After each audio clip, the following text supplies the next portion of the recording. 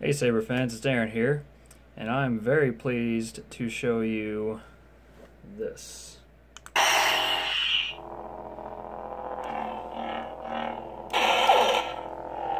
So as you may have already noticed, crossguard 2.0, Neopixel with the accuracy kit, removable battery for trooping mainly. So first thing I'd like to get out of the way is that this has been months in the work, and this is 100% the last crossguard 2.0 I'm going to install as a commission. I'm not even going to consider doing one personally, so the last one I'm going to install, period, because they are just absolutely terrible and they take all the fun out of this, to say the least. I'm very happy with how this turned out. The Proplicator quilons are insanely nuts. You see it's completely lit except for maybe about 1/8 of an inch to 1/4 inch tops of the tip, completely lit up.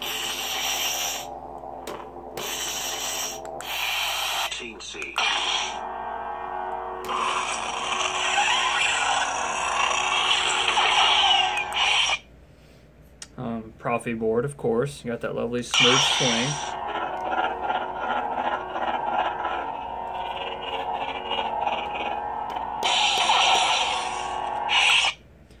It's absolutely wonderful overall. This has a type of default setup, essentially. The commissionee that wanted this didn't want any custom fonts, so it's got, I believe, 16 or 17 different blade styles and 12 spots for fonts on the SD card. That way he can change them later if he wants. Has the metal insert down here, which has been sanded, and I actually coated it with gun oil, similar to a Roman Props MK1, to prevent the rust and corrosion from taking hold. The bottom silver part was already painted before I got it, which was nice. Did the gash insert from Shapeways. Cleared out that entire area, got that in there, painted it. It's got, of course, the KR accuracy kit with the wire holders, which are painted on the sides, which that was nice as well. Got the wire on it. Auxiliary, of course, is here. I did follow the Goth tutorial, so you can remove this. You got a magnet on the inside. See if I can get it back in the hole. Yep. Jedi. Got the black button. This, of course, is the weathered version. Got 832 retention screw here for main blade, and then one on each side for the quilons. And the bottom one is actually I believe I did a 632 screw for that. That way you're not as likely to unscrew it, since these are 832. Use Neopixel pogo pins. There was a lot of sanding involved in this saber overall. Actually, I'll just go ahead and put this back in. You know, you got to sand down the pogo pin holder. Got to sand down the pogo pin holder. Got to sand down the PCBs just for it to fit in here, and it's total pain in the ass, to say the least. But you'll notice that I have the 7-pin connector for the quilons, and for the main blade, I have the 11-pin connector. Makes sense, since there's going to be more amperage draw on the main blade. More pins, better heat distribution. Heat dissipation, distribution, power distribution, whatever. Either way, got a lot of different blade styles on here. We've already seen some of the reds. So we got a rain sizzle blue. Got a flicker green. Flame green. Lightning blade. Got a flicker purple. Flame purple. Got a flat red. Now this is getting into the extra fonts that you can customize to yourself, whatever that he wants. So he could change those to whatever. He can change the defaults to whatever. Got audio flicker green. Got purple. I'm sorry, blue. There's that lovely rainbow everybody loves.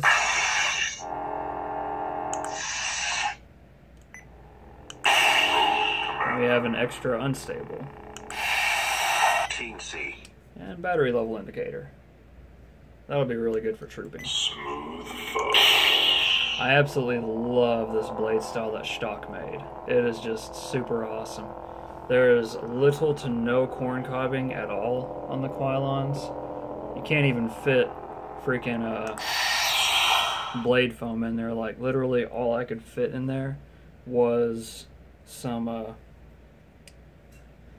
the quad wrap from TCSS. That was the only thing I could get to work. Tried multiple different things. Foam, diffusion tubes, nothing would fit aside from just doing blade film.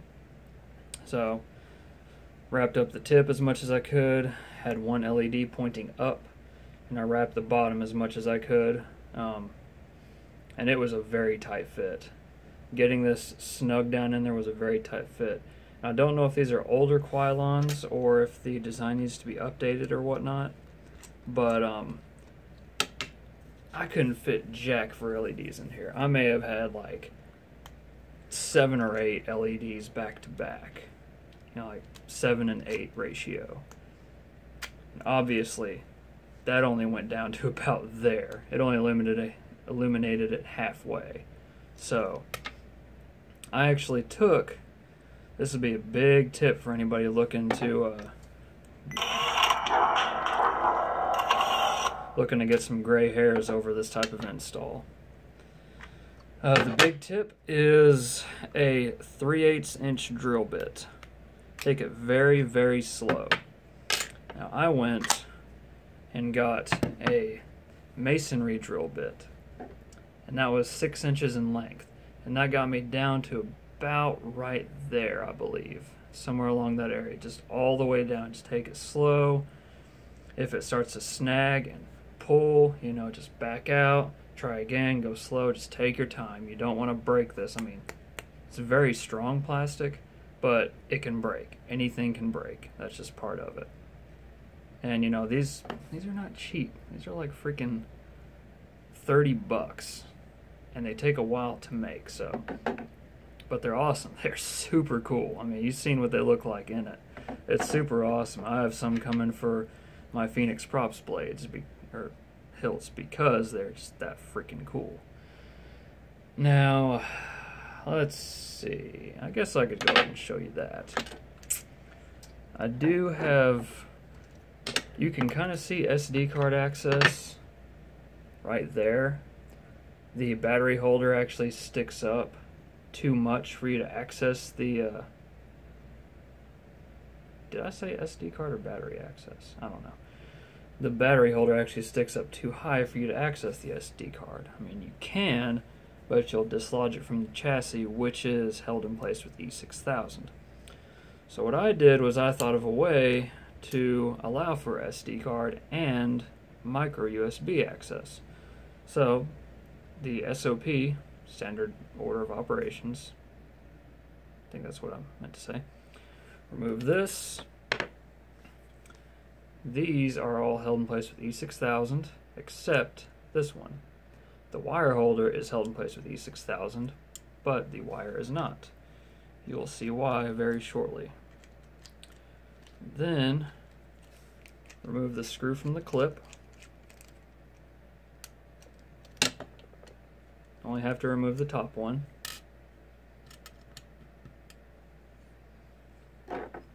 Then loosen this screw right here. Need to loosen it quite a ways too. Enough to where it sticks out over the actual part. And voila.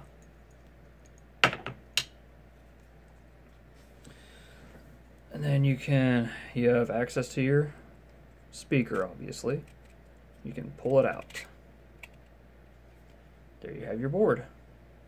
A lot of extra wires on the back side. I left enough length in there to where you can access the board still. Now, of course, whenever you have to access the SD card on micro USB, you have to dislodge it, which is held in place with E6000 all around. You wouldn't be able to do tape on this because it's such a snug fit around this already. And we have our little adapter there. Of course, when you go to push it back in, make sure your wires don't snag on anything. One snagged wire could lead to a split wire, and one split wire could lead to your shit not working. And you'll notice that there's normally a clip right there. It's a clip on the inside. I removed that just for this feature. It's not exactly Proffie compatible. You have to modify it to where it is. It's a very, very snug fit, for sure. There we go. And line up your magnet in the hole.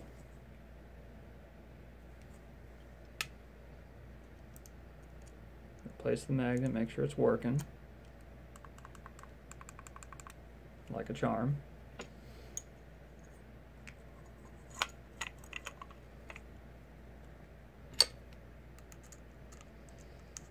Hold it in place and screw it in.